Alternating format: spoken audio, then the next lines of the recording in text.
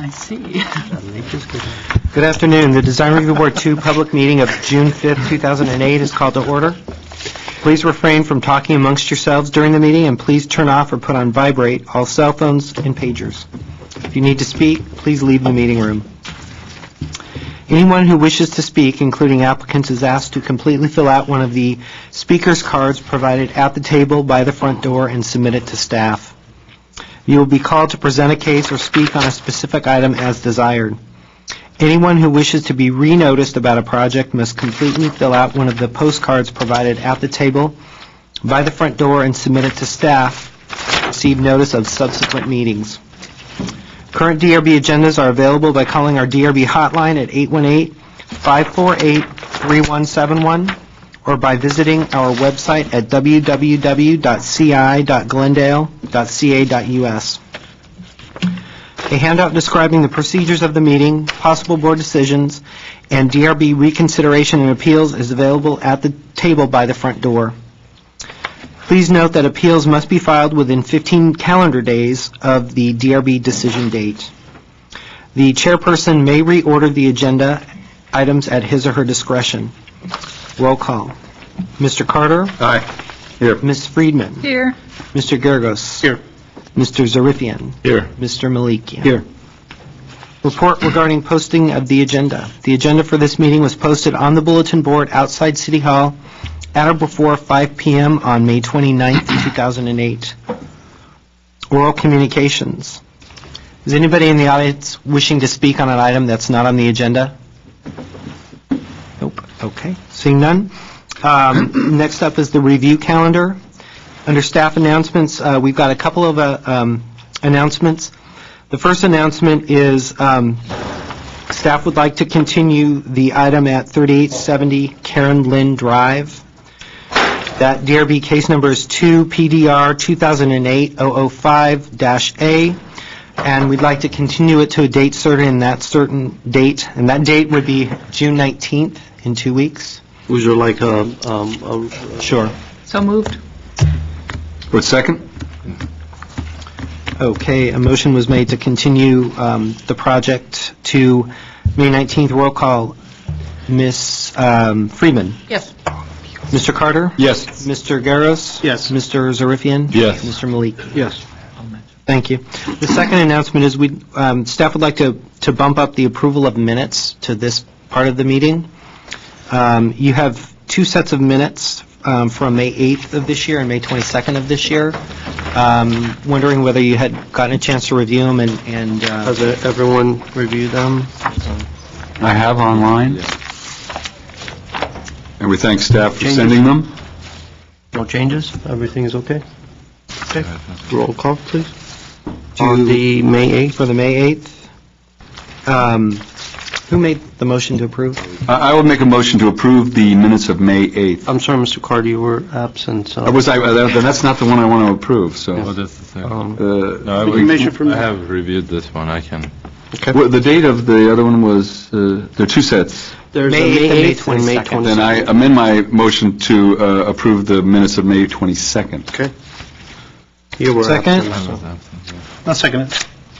Okay, a motion was made to approve the minutes of May 22nd. This will be a roll call. Mr. Carter? Yes. Mr. Gergos? Yes.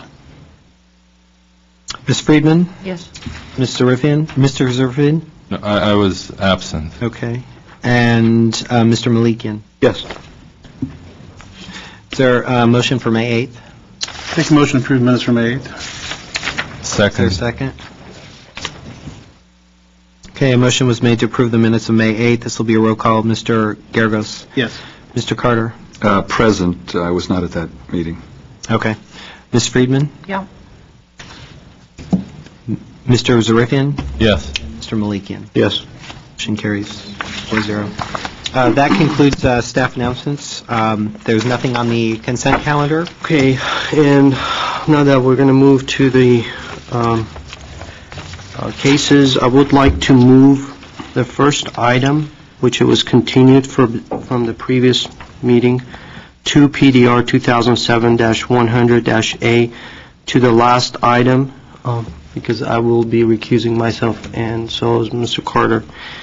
And we'll move up the second item, which is 2 PDR 2006-125-R 1720 Wabasso Way, up to the first item.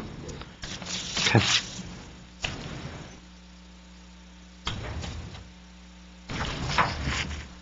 Yes, Mr. Chair and board members, this case is an addition to a single-family house, including the remodeling of the house. It was approved by the Design Review Board in 2006. The house has a Spanish architectural style, and at that time the proposal was to maintain the existing brick cladding on the front facade and expand those areas where the additions were taking place on the front facade. The proposal now is to change the approved brick cladding to a stone cladding. The plans are available on the left panel. The left side elevation, the front elevation, shows the originally approved brick cladding. The elevation to the right shows the proposed. The material on the front elevation is changing. That's the stone cladding. And some of the areas where the cladding would be applied are being modified also in the new proposal. I put up the perspective also so that the board can look at the volumes in the front. Staff's concern is that the brick cladding is not consistent with the Spanish architectural style of the building and has scheduled the case for the board's review. Brick cladding? Or the stone cladding. The stone cladding is not consistent with the architectural style, the Spanish style of the building, and that's why we scheduled this for the board's review. A couple of items.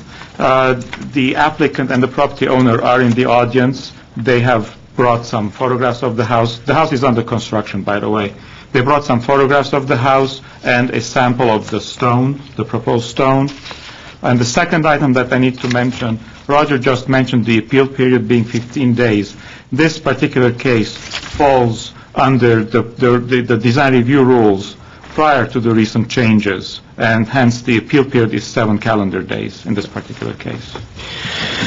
Okay, any questions for staff? Yeah, just Steph, the elevations that I have in my board packet, is that represent the cladding that they currently wish to have? Right, and the areas where the cladding is to be applied. What are they showing for material on the sill? And they have like a thick thing that's happening on the planter. Is that stucco or is that precast? You know? I think that's the ground.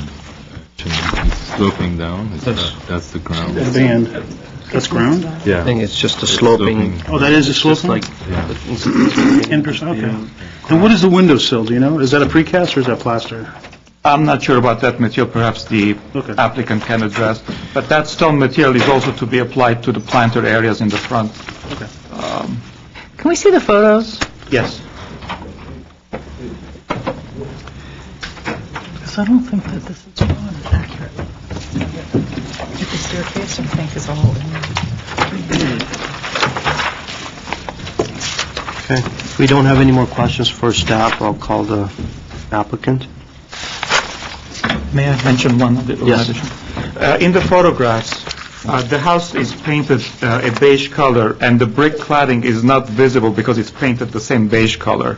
In some of the detailed photographs, the brick and the mortar joints are visible. The brick was supposed to be sandblasted and exposed, and matching brick was supposed to be added to the new areas. Are these the only photos? There's no photo of from the front? I think Franco has some more photos. Okay. So, Franco? There's a photograph of the front, on the first Yeah, but I photograph. mean, straight on. Thank you. Thank you. See, look at this, Yes. Actually, you can just leave it there. Yeah, that's fine. You can just let it, right there. That's fine. Well, these, Good afternoon, Mr. Chair, board members. My name is Franco Noravian, 409 West Broadway, Glendale, California, 91204. oh, yeah. I'm the architect that's helping the homeowner. He's actually a structural engineer, and he's worked with architects for so long that I think he's... You've been privileged to be used. Yes, exactly, yeah. Yeah, it's pretty simple, actually, straightforward. The brick was original to the house, so at that time we had thought that we would just continue the brick because most of it was already there, and he was just gonna, it would have been the easiest thing to do to just continue it. But during the construction, for some reason, the brick came down, and then he realized that he likes it better without the brick. And so that's why we came up with this proposal of changing the brick to stone. Other than that, the rest of it, I mean, Mr. Giragos was asking about the windows. That hasn't changed. It's Marvin windows, wood windows, aluminum clad. You're showing kind of a big sill, that's why. Yeah, the elevation, I mean, my drawing, you mean? Yeah, is that your intention or not? No. The stone's going to come right up to the window? Yeah, yeah. That's too bad, it looks good. Yes. Question, on the original plans that were approved, the brick wrapped around the side, you know, where it comes to the end of the wall, but I don't see that on the proposal. It will, well, no. Now the proposal is that the brick is not going all the way. It's only the portion of it, only On the I'm looking at the left, the front left. front left. See how it comes to the edge of the building? Oh, and it will wrap around a little bit, yeah. Okay, that's what I was wondering, because I didn't see it on. It's not shown on the drawing. Oh, and on any because, drawings. yeah, I didn't color the Well, I other. mean, even on the elevations, you know, it's, The line drawing doesn't show it. But I absolutely agree that it will wrap around at least, let's say, 24 inches. Okay, there is stone on the pilaster, and then it's also next to the garage door? Yes, because behind there's a it? pilaster next, no, there's no stone on the garage, on that surface. The On that stone is plane? only on the front, yeah. Only on the front? Okay, so it's not on this wall? It's not on that wall. Yeah, the garage Right. wall will be stucco, so as it returns, it's not a problem. what about on the bottom, where you have that little bit? That's where the base of the column would be the stone. Oh, right, okay. The column that, The two the posts, whatever. and so is that all the way around then, or Yeah. just on the front? No, all the way around it, yeah. And the gray band that's in the front is actually just the perspective of the ground, or is there an actual something happening there? No, it's It is just a actual- perspective of the Yeah, ground? yeah, that's Okay. right, yeah. So then the stairs themselves, they're going to just stay the concrete? Yes, concrete, right? Is there a reason why the walls don't have stone on it, on the stairs? The walls we were planning to have stone. On the planter walls, you mean? Yeah, that doesn't show on the elevation. You mean the risers, or? No, the walls that make yeah. up the stair right at the sidewalk. No, I think it's our intention to do all that in stone. It's not colored that way, so Yeah. it doesn't show that way. So- And then did you have an actual sample, or is that the sample over there? That's it. Oh, I'm sorry. Kind of heavy, that's all. And is there stone going to be on the chimney? Because you say it on the perspective, but it's not drawn that way on the elevation. In the original plan, the chimney was actually a little bit different location, and it was less prominent, and we were going to have brick on it, but now the chimney is moved, and it's a little bit more prominent, so I think we'd rather keep it stucco. If you look at the new elevation versus the old one. Okay, it's just, on the 2D, it shows it. I mean, on the line drawing, it shows it as stone, so I just clarifying. Oh. Yeah. The black and white shows, Could I ask a question? So the applicant just decided that there's still a stone finish, and it's the same amount of coverage. Right. They just aesthetically thought that they liked this, which is a muted finish. Right. It's still a stone better than a brick. And a brick, correct. Yeah. There is, in this neighborhood, there's a lot of, there are quite a few homes that have this sort of brick treatment, and it's very nice, but actually, your sample there is more muted, perhaps, than your drawing, so. and the columns that are the porch columns are the existing porch columns to remain? Those are porch columns? the picture you see that's after the remodel. What we did, we extended the existing porch. The garage didn't used to be there, so everything, the whole area, the porch and the garage was an addition. Okay. This was the original. This is what it looked like. Okay, And all right.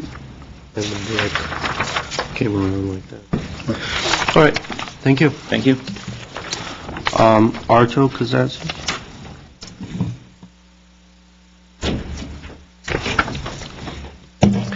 Good afternoon. My name is Arthur Kazari. I'm the owner of the 1720 Bobasso Way. I'm basically here to answer questions. I don't have to add anything to what Franco said. Franco basically explained whatever we needed to have. If you have any questions, I'm ready.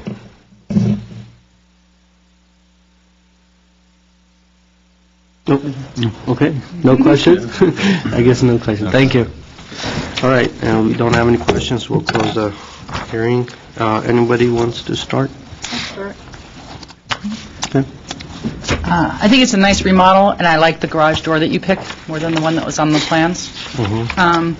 However, I actually agree with the staff. I think that the brick, even if it was painted, is more appropriate. I think this in mass will be pretty heavy, especially on the left side where you're doing the whole wall. And the brick would be nicer. I don't think it's like a huge, I'd like to see what everyone else thinks, but I think the staff has a very good point. I don't think it's appropriate to the Spanish style, and when we see these, we see them, this kind of cladding a lot on, sort of contemporary buildings, a lot of, newer houses, and I think on this, it might be one of those houses that just looks odd, like it was added in 2008 instead of something that was original to the house. Okay. Actually, a couple things. I actually think the stone is a good option. I think if it is going to be some type of Mediterranean, I think it brings in the Tuscan idea. So, actually, I don't mind the stone, but I do think that if you are going to do the stone, I think it is important that you do the sills, either precast or stucco, because I think that's why the drawing looks good, and I think if you didn't have it, it would look ugly. So I think it's actually an important option, and you would do it on all the pilasters. I would recommend that. So I don't necessarily have a problem with that. I wish the columns were a little bit bigger, because I think if you want to go Tuscan, it's sort of heavier wood, but that's already passed. So. But that would be my only comment. I don't have a problem with the stone, but I think those details are important in order to make it successful. Okay.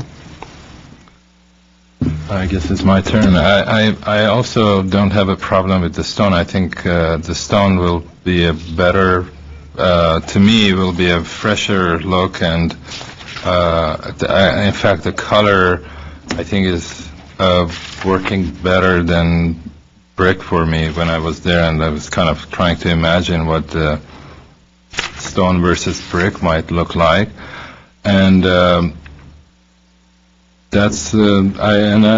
agree with Mr. Kyrikos that the sills will look better if there is something to really finish the stone before hitting the windows, and that's what I saw, and I think the stone is a better choice. Can I say one thing, though? I forgot to say when I was talking. Sure. I think that if you are going to do Tuscan, I just happened to have been at the Marriott in Newport, which is Tuscan. It's more of a rubble look as opposed to the layered ledger stone, and I don't know if that causes us problems, but I would actually condition mine on that issue that it's not the ledger stone. So. It's more of a rubble look, and we could... The problem with that is that... I know that's what they presented, that's what they're presenting. If you want to go with the rubble look, then we have to have them bring it back and look at it. And so I don't know if you want to put a consideration, or maybe in the past what we've done is part of the consideration, if that gets approved, we'll make that so that when they bring the sample in, you go and look at it and okay that. And that was one of the... In the past, that's what we've done. Are we still allowed to do that? So I don't know if we're allowed to do that or not. If Mr. Garagos is specifying a certain product that he wants to see, and we all agree without even knowing. You can condition it, and staff can carry it out. And then he will come and okay that. Well, Typically, we're shying away from doing that. Okay. I trust Staff will take care of your condition if that's what you want to Okay. condition and you feel comfortable. I just think it's more successful. I think when it's banded like that, it gives it some more of a... I can understand your problem with that. And I think the rubble makes it feel more Tuscan. I don't know if that's you feel the same. Yeah, I'm not sure exactly Not what it rubble, looks not rubble. It's still square in differing varied sizes. It's just not a ledger stone where they're all... So it's more if I square may, with is it... A little more like the drawing, actually. It's a little more of a random pattern? Right. Because some of the products are very crisp and clean and not random. Which is what he's showing is like a ledger stone, and I think that isn't as successful with the Tuscan if that's... So it's a similar product, but just more random in pattern. Right. Maybe we should ask the architect to If you're open know to what. that. So, He actually has it in it. What an architect. I mean, it's more like your drawing. I'm saying That's something just more like your drawing, unbelievable. so that's, as opposed to what you brought, it's more like You your ask drawing. and you receive. Well, that's good, I like that. That's good. I don't know if we can find the... You have to speak. Yeah. See, even, yeah. That's a larger one. Well, why don't you? These are, I'm assuming, all approved products of the owner and...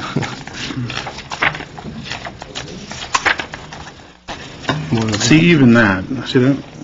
Oh, it's a little bit more rustic, as opposed to ledger stone. I know that's, Well, that would be, let's my- hear you don't Mr. have to go with it. Nobody has to agree with it. My comments on this, Nobody has to agree with me, but that would be what I would say. I think that is more rustic, which would be, otherwise I think it's not really consistent, so I would agree. when I drove this property, I looked at a very, attractive property, and I said, boy, there's not much surface area really here, so what are we actually talking about? And I had a little difficulty imagining the brick facade that staff was recommending, but then as I drove the neighborhood going to the next properties, which were all over the map this week, I actually encountered a number of properties with brick facade of the sort that staff was suggesting, and they were very pleasing. But I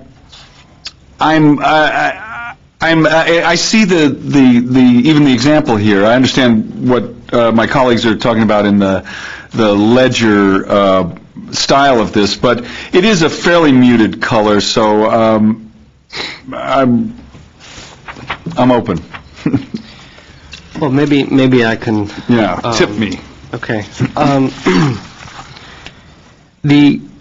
I was just looking at what we actually approved, and looking at the actual, what it was specified, it's actually specified as brick veneer. And when you look at the actual photo of the previous home that they were trying to match, that is actually hand-set actual bricks that the mortar was actually squeezed out, and then everything was kind of, it has its own character. Rustic feel. Rustic feel to it. Can I say that? What we actually approved, I don't think we really concentrated on what was there and what they were actually specifying to put the brick veneer and make it look like that, which it'll be almost impossible to do if it was actually going to be veneer. And one of the things that I personally have issue with both the brick and the stone is that how do you terminate that? How do you bring that around the building? If it's a veneer, then you're going to have this thin piece of material that is going to be pinned right at the edge where it actually is wrapping around. So I started looking at the building right next to that, to the left of that. And that's a very modest, small little house that has been plastered, and no stone was used, and nothing was there. That actually the building, the massing, the architecture was actually, speaking back to us. And I think the materials that they were using, and they have used on this building, the beautiful garage door, and the windows and the posts, I would be even comfortable saying that let's just go with the plaster look. I mean, just completely eliminate this brick and the stone and just leave it as plaster. I think it's beautiful enough that we can go ahead and do that. And then maybe if they want to use the stone, we can go ahead and introduce it on the planners, or I mean, let's go a little bit further and just skim coat all the retaining walls and just match it to the wall and let the landscaping talk for itself and let the landscape do the thing. Mr. Malaki and I agree. And Franco, I've known you long enough now. Do you mind if I be completely tactless? I find these veneers in general to be cheesy unless they're really, really in the right house. Otherwise, they just look fake and like something you tacked on. And I think it's a really cute house, and you've done this great remodel, and you've got this really high-quality, beautiful wood garage door, and I think it would look better just like Alan's suggesting, it looks nice now. Do something with, you've got the cinder block you have to do something about, but the house itself, unless you're really in love, if you're really in love with this stone, I'll just abstain. But I think, why hide this pretty little house? Yeah. Yeah, I think Yeah, in well, every corner, every way you look at it, I think that it's a savings to them, and it's, I think, at the end of the day, it's finished already, and now that we come back and we tack on this material over a finished product, I think it's just an overkill. I think it's done, it's nice, it's clean, and let's just concentrate on the landscaping and the retaining walls, and, if you want to introduce that stone around that area, I'm okay with that, but I really don't, I hate to put tack on stuff, Well, let me see where this goes. I'd like to make a motion okay? to pass the project with the condition that there's no stone siding on the house, that we use your recommendation of the more rustic stone product for the retaining wall and on the bottom of the posts, and I would leave the stone as an option. I mean, I would say that. If they want to do the stone, I think would be open. But if you guys want to do the well, this plaster... is my motion, so let's that's see fine. where That's it fine. goes. I mean, if you're asking for me. Can we just hear, if you want to read back we're all on the same page? Yes, so the motion, as we've heard it, is that there would be no stone siding on the house with, and this is a question more than a statement, with an option of providing stone at the base Well, they need walls, landscape walls. the landscape walls, Well, the rustic right now stone. they have cinder block, which they can't have.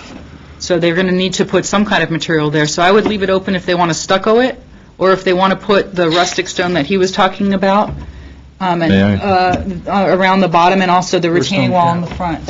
So then the motion would be, Sorry, did you? Yeah, I think stucco on the side walls will be wrong because it will just project the walls too much. If you look at the buildings on the same street, they all have used different kinds of stone, brick, or something that becomes... The landscape walls. Oh, the landscape walls. Those landscape, Okay, yeah. so we can ask for the more rustic stone there, then how about I that? think stone on landscape walls is a must. okay, so the motion, as we heard it, is plaster on the house, and that's the existing, the current condition of the house, remain as is essentially, with a more rustic type stone than was originally presented on the landscape walls. Yeah, and then what about those pillars? Do you want to leave that at their option?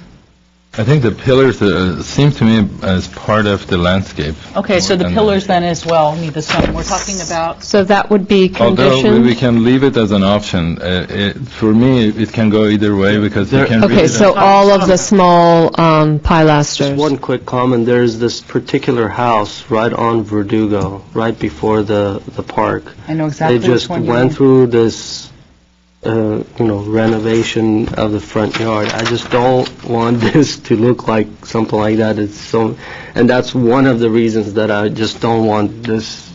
I don't know if everybody has seen it. I don't even know the address, but it's just, I don't know if DRB had to do with that, or they had, whatever it was, but Probably exempt. I think the stone down below would be nice. It'll, Yeah. it'll kind of anchor the house down. tasteful enough, just not overkill. And, So would a condition read that where the walls rise up and are continuous with the landscape walls, they would be a sort of a more fieldstone type product, and we're not talking about these pilasters from which the double columns spring, or I'll leave as at their, is we'll leave everyone that up to comfortable with discretion, that? Yeah. I And think then- it's up to them. That And way, those as you would do have- it, they can go out in the field and they can, once they put the wall in, then you may want to do the wall first and then see how it looks with that and make a decision then. Okay, but just so that we're clear, if they're on those, say, 3-foot or so pilasters, then that fieldstone would have to wrap around three-dimensionally those pilasters, and there would also be a sill that would be either cast stone or stucco Right. on top of that prior to these are the options that we're column. giving them, Right. right? But not that If- they can do That's an plaster either also. or. Okay. That's if they Right. put the stone on those Okay, I think we're pilasters. clear on how to implement that. Okay, thank you. Second? I just want to say something. I really like your comment about the horizontal versus But it the... was too linear. I think it works really well. Thanks. Appreciate it. I'll second the motion. Can we get a roll call, please? We have a motion and a second to plaster the house and as an option to provide fieldstone facing on the planters as discussed and the pilasters. Roll call. Mr. Carter? Yes. Ms. Friedman? I have a question. There was not an option to put the stone on the landscape walls, right? The landscape walls is going to get That's a stoned. condition. The landscape walls have to be Stone. stone-faced. Right. The pilasters are an option. Right, and we're Pilaster in the talking about building. this, changing the stone to, we just need to be sure that's part of the motion, that it's to change the stone from this to the more rustic. Rustic stone, More, yes. less horizontal stone. Yes, Okay. we got that. So Ms. Friedman? Yes. Mr. Geragos? Yes. Mr. Zarifian? Yes. And Chairman Malakian? Yes. Motion carries. Mr. Carter, then? Yes, I did, and I'm thankful that I voted for the motion that Laura actually entered. I hate voting for something that I don't know what I'm talking about.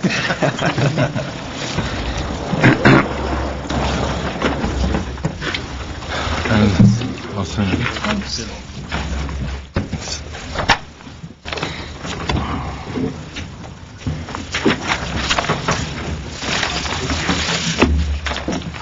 Good evening, Mr. Chair and member of the board. The next item before you tonight is located at 2954 Hermosa Avenue. It's case number 2 PDR 2008-010-A. This project is being submitted for the first time for final review. The property is located at the corner of Ramsdale and Hermosa Avenue. It is zone R1, floor area District 2, and it's located in the Verdugo City neighborhood, which is one of our 1940s, 1950s neighborhood. This neighborhood contains a modest-sized home. They tend to be single-level, as the existing houses right now. The applicant is proposing to construct a 1,326 square foot addition to an existing 1,007 square foot house on this property.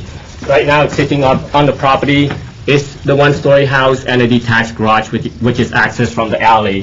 The proposal would, the addition would be to the side and to the rear of the property, as well as a new attached two-car garage. The access to the new garage will be from the same alley. This house is in the minimal traditional styles, and the new addition will match this style in terms of the treatments, the roof styles, and some of the elements that are found on the house right now. The finished product will provide 2,433 square feet of livable area. This square footage is within the limits allowed by the code for this zone and floor area district. However, if you look at the comparison chart, the neighborhood comparison, it is bigger than most homes in this neighborhood.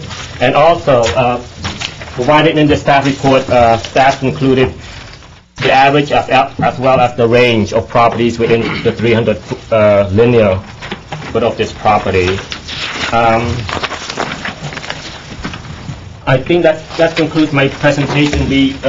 Staff recommends approval of this project with some conditions. While we feel that the applicant was successful in designing a house that is sensitive to the existing style, we feel that some of the conditions that we have proposed would further improve the design of this project overall. If you would like me to go over the condition, I would be more than happy to. I have a question. Some of these square footages that we have on the average, number 8 and number 9. You have a Ramsdale Avenue, 3810 Ramsdale Avenue. The lot size is 28,786. It says square footage of the house, 26,247. That's not a house, is it? No, that's why in the staff report, there's a footnote stating that the numbers are skewed due to the inclusion of some of So the... wouldn't it be more accurate if we actually remove those numbers, because then the average, neighborhood average is going to be completely... Correct. Because those are... Your point is correct, Ms. Chair Malakian. Okay, At this time, I don't have that. okay. No, I'm just I have a question. assumption, yeah. Okay, yes, go ahead. The staff comment, or the conditions that you're recommending, the first one, is, it says, on the west elevation, 3 doors will be provided, each leading to different areas of the house. The multiple doors make the building appear to have multiple units. Is there any concern at the planning department that this is actually, that was the intent, to make this a multi? No, it wasn't an intent, it was just Okay. a comment that Okay. staff generated based on what's presented.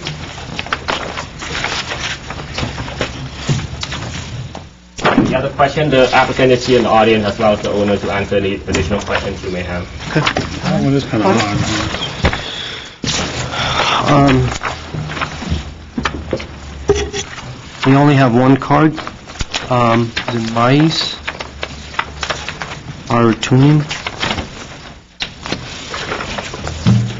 Hello, Mr. Chair, board members and staff. My name is Mais Artunian, and my address is 1410 Barrington Way. The existing house is built in 1949, and the existing building is a traditional style. Traditional style is associated with the simplicity in design, with a hip and gable roof and project rafters. Existing house has above defined simplicity with a hip roof and asphalt shingles, covered porch with wrought iron post and railing. Proposed building with addition will be consistent with the existing traditional style. Stucco exterior walls will also have same texture and color to match existing building. Roof for the addition is to remain the existing hip roof style with same features. New window style and color match the existing with new paint, wood molding, round wall window. The staff recommend that remove these moldings. We are okay with that. And new covered deck with a wood post and wrought iron railing to match existing. New addition mostly will comply with existing design and style. And with the recommendation, staff recommendation, we are okay with all this recommendation. And for that 3 doors, if it's only that we have to change the that side, that window, we can change the other way, and we can see that 3 doors in that elevation. Vinyl window, the owner willing to change to wood clad fiberglass window or wood window. And moldings we can remove because we don't need any more if we have a wood window. If any question, I'm glad to answer. One more thing, this big house is side of south side of this project, 26,000 square feet, that multifamily building. What was you're showing 2 separate, seems like 2 separate entrances. Is that east elevation? But you do have it says a 6-foot high wall. I mean, the elevations are not that clear, trying to understand this. Yeah. One is in that inside deck, there is one door, one 3-foot door, and one is a entry door, and the other one is an enter to garage. That's why we created. Okay, so the back entry, which is this entry, in the top. this entry, there's a wall in front of that? No. The wall? Yeah, there's... Yeah, it's a little bit farther. This like a porch or a deck, it says covered deck. You have a wall, a fence, like a fence wall, right? Yeah. Fence wall? Oh, yeah, that wall, yes. It's existing with permit. Do we have any also mitigations for the trees? Yes, we do. I neglect to mention that. The applicant and staff have worked with the urban forester, and she generated a list of mitigation measures for this project. Now, the addition, and it seems like it's a very generic stamp of showing the tree. I mean, I'm sure the branches don't, she has looked at... Correct, okay. She went to the site and numerous occasions, actually. Any questions for... I have a question for staff, though, when he's... Thank you very much. Thank you. Public session is closed. You have a question for staff? My question for staff is that Alan makes a good point about the apartment building being thrown into the floor area ratio calculations. Is it possible for you guys to take that building out and then give us sort of a quick, maybe slightly inaccurate revision of what the average for the single-family houses are, both for the floor area ratio and the house size average? Okay. Thank you. So that would be number 8 and 9. Right. Number 8, I'm looking at the comparison chart. Yes, and if I may make a comment about the comparison chart, we, look at the 28, 30 properties there, we could just have a full-time job just doing Hermosa Avenue here for the rest of our lives. Because if you look at these houses, most of them are 1,200 square feet, 1,000 square feet. These would all be candidates for at least an 800 or 900-foot addition, which be, quite in order. So what I would like from my peers here is really to sign off on this mass of this house. The lot is not, it's on the end of the street, so it doesn't have neighbors on more than one side of it. So as staff feels comfortable with the massing, is that the feeling of the board too, or? Well, I think that's what the staff is recommending, Yeah. that they're fine with that. So I think that's one of the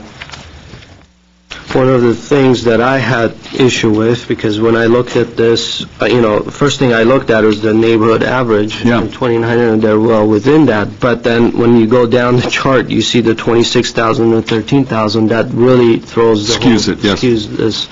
So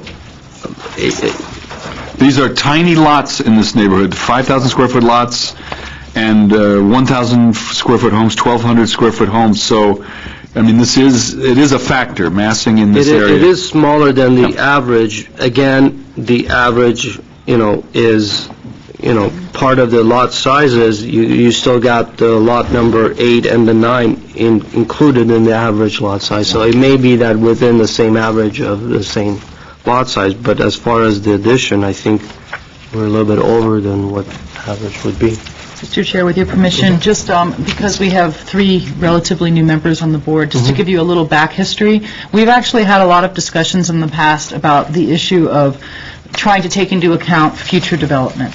And I think the message has been fairly consistent and clear lately that we should not, when we look at compatibility, try to second-guess what other people might do with their properties sometime in the future, that we really have to go by what's there now.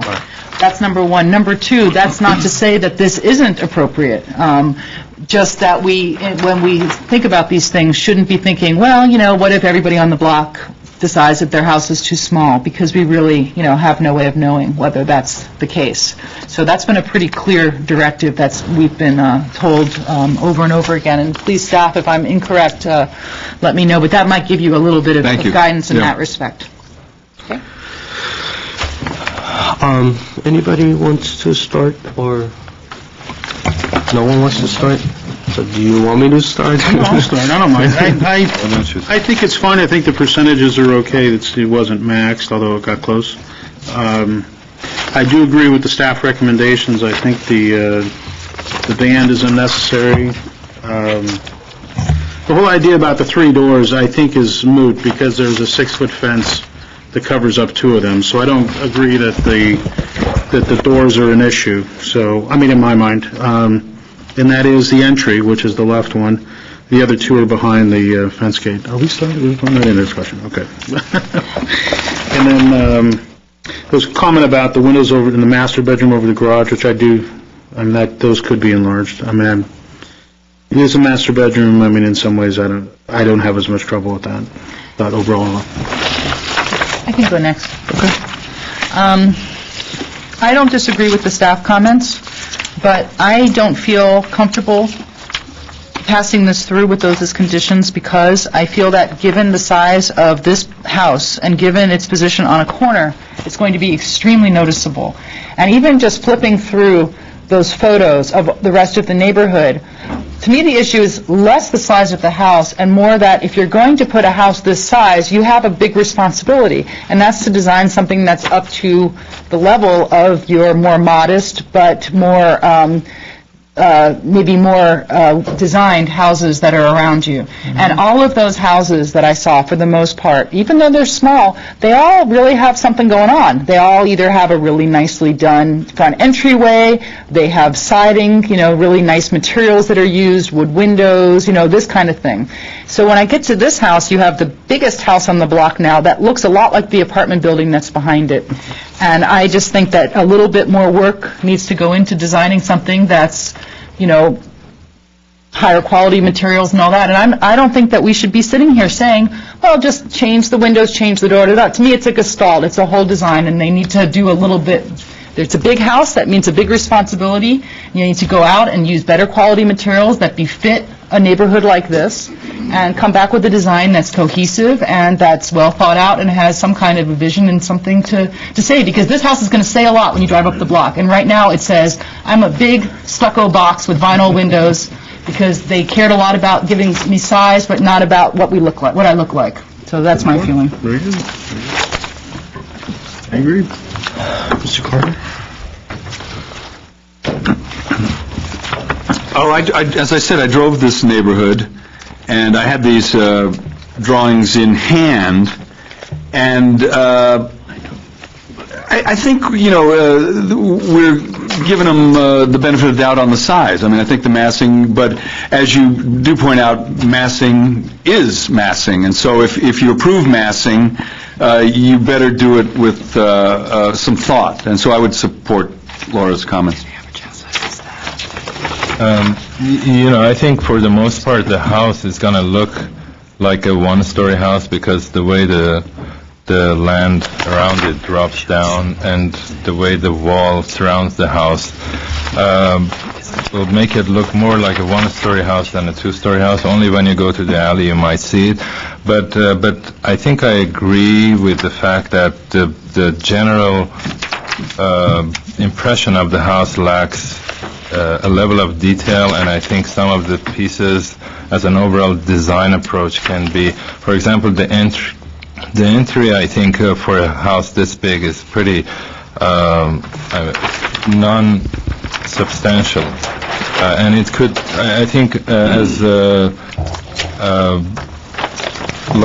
Miss Laura just explained, it needs another level of detail and design considerations to be in this special position that the house at that corner exists. And I will support that the windows, it seems like you were trying to add detail by introducing the surrounds to the windows, but that's not the right answer, obviously, and it needs to be something that makes the house to be something that belongs to that neighborhood. So I'll support the ideas as described.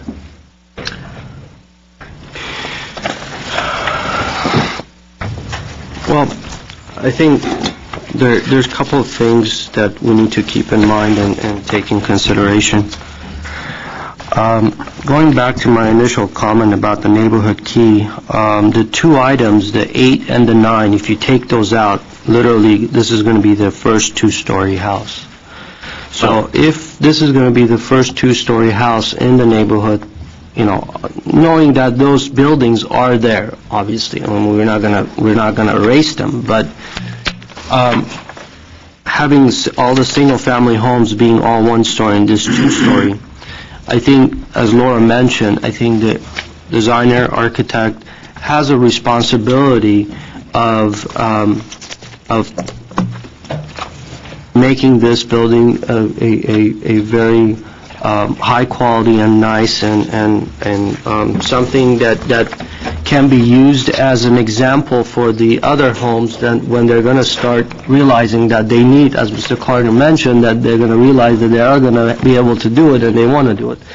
So we want to make sure that this is going to be the first two-story house that has been thoughtful in design and site planning.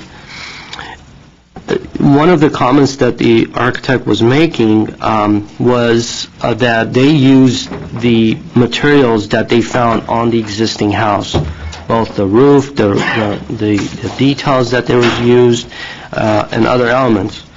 One thing that we need to also keep in mind as designing buildings is that when you're taking materials from and taking literally elements there of an existing house, of a one-story modest house, and creating a two-story out of that, sometimes those details and some elements there that was already proportioned to the one-story house will not work with the two-story house.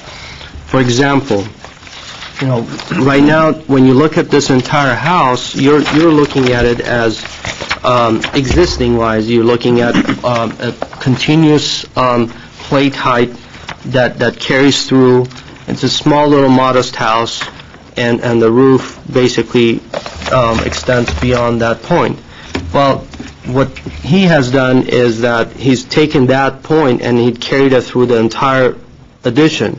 So you have one continuous plate height that comes across over this almost 3,000 square foot house, and there's no way of addressing the sloping of the ground except all the exterior facade is basically extending down to the ground.